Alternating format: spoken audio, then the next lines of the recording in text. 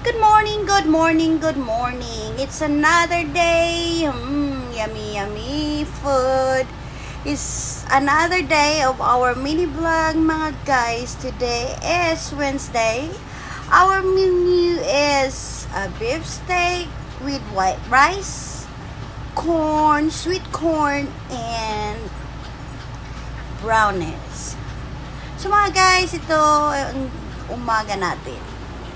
Ang aga-aga, ang busy-busy ni Lisa dahil for today, kailangan nating ma-achieve ang goal natin na makagawa ng 40 plate for the people.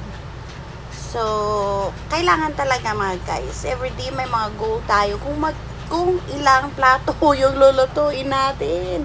Just go. Nakakapagod mga guys, but nakakatuwa mga guys. At least mayroon akong pinagkakaaliwan habang nasa work si Mr. Ito mga guys, gumagawa ko ng sweet corn. Ayan yung brownies natin.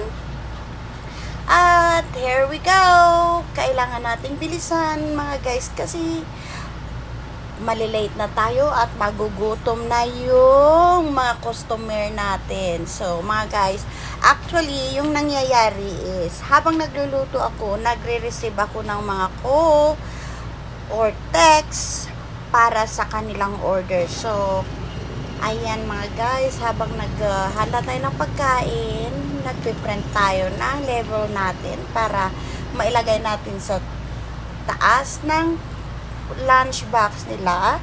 At least kung gusto nilang tumawag ulit sa pag-order for tomorrow lunch is nandiyan na yung number natin at saka kung saan sila pwedeng magbayad mga guys.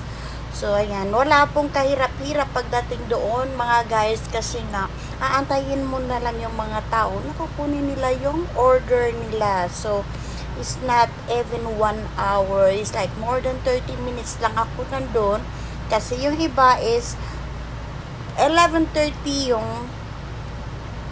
yung lunch break, and then the other is 11:30 to 12, and then some of them is 12 to 12:30. So kailangan antayin lang natin mga guys. Ayan mga guys, halina kayo, samahan nyo ako, punta na tayo doon. It's about like 20 minutes drive para lang makarating tayo doon.